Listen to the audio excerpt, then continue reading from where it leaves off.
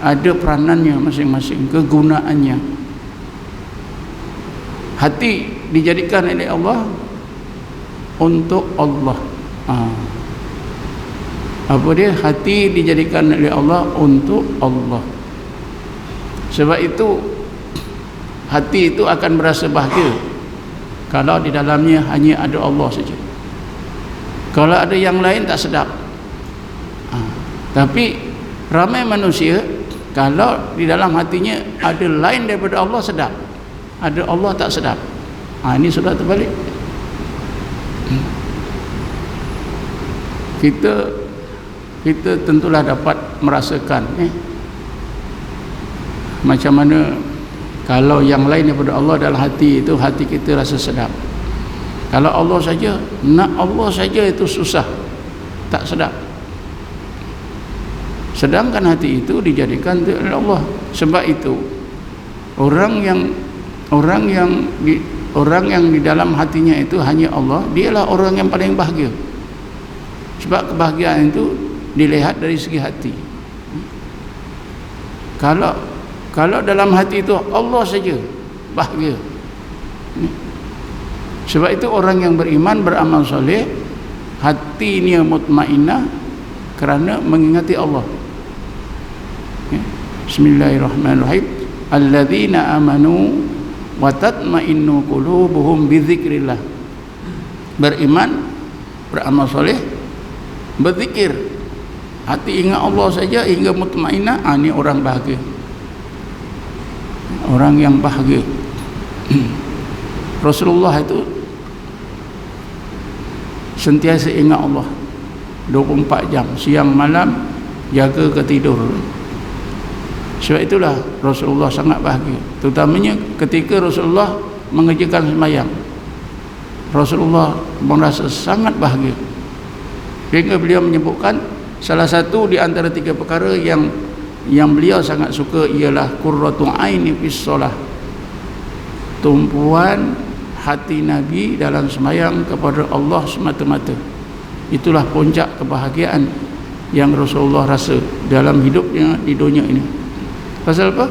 Hati betul-betul digunakan untuk Allah. Dalam hati Rasulullah Allah saja. Keadaan itulah yang Rasulullah kata qurratu aini fis shalah, sejuk hatiku dalam sembahyang. Kerana dalam sembahyang itu hati Rasulullah hanya Allah saja yang ada, yang lain tak ada.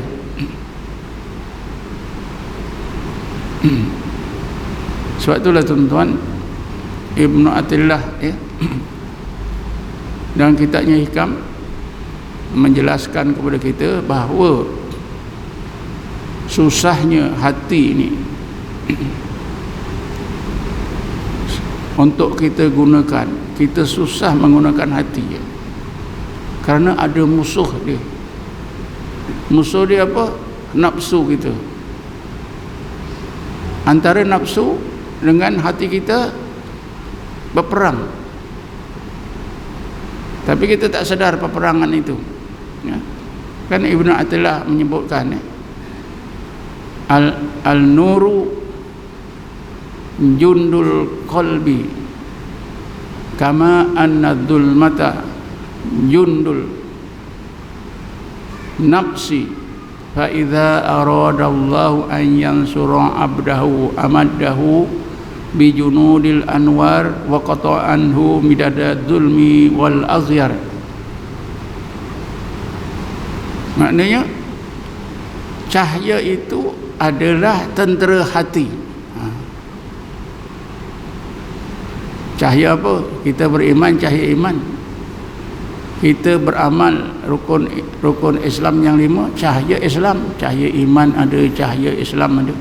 Kita berzikir, ada cahaya zikir. Kita baca Quran, ada cahaya Quran. Ini cahaya-cahaya inilah kata Ibnu Athilah, an-nuru jundul qalbi. Dalam peperangan hati dengan nafsu ni tuan-tuan, hati ada tentera, nafsu ada tentera. Tentera hati apa dia? Berbagai cahaya hidayat Allah Subhanahu wa ta'ala. Apa itu tentera nafsu? Dulmah, berbagai kegelapan. Jadi gelap dan terang itu dalam hati kita berperang. Gelap membantu meneguhkan, mengukuhkan nafsu. Antara 4 kegelapan yang sangat kuat membantu nafsu, sehingga biasanya hati kalah. Apa dia? Yang pertama, dulmatul kauni, gelapnya kejadian yang ada sekitar diri kita, termasuklah diri kita sendiri. Dulmatul kauni, gelapnya segala kejadian itu menggelapkan hati kita, menghijab hati kita, sehingga kita tak boleh kenal Allah. Ya.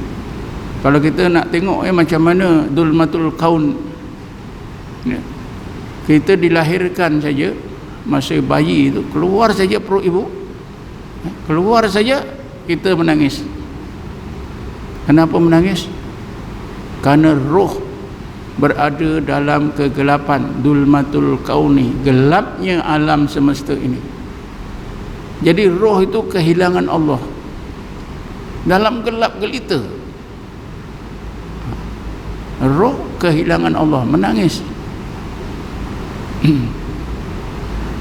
Yang kedua, dulmatus syahwat, gelapnya dorongan-dorongan nafsu yang beribu jenis, kehendak nafsu kita siang dan malam. Ini menggelapkan hati, ya. Jadi tentera nafsu yang kuat. Yang ketiganya, dulmatul ghaflah, kegelapan karena lalainya hati. Lalai hati ini lain dan berbeza dengan lalainya akal. Ya? Kalau tuan-tuan pergi kedai nak beli sesuatu, tertinggal duit, itu lalai akal.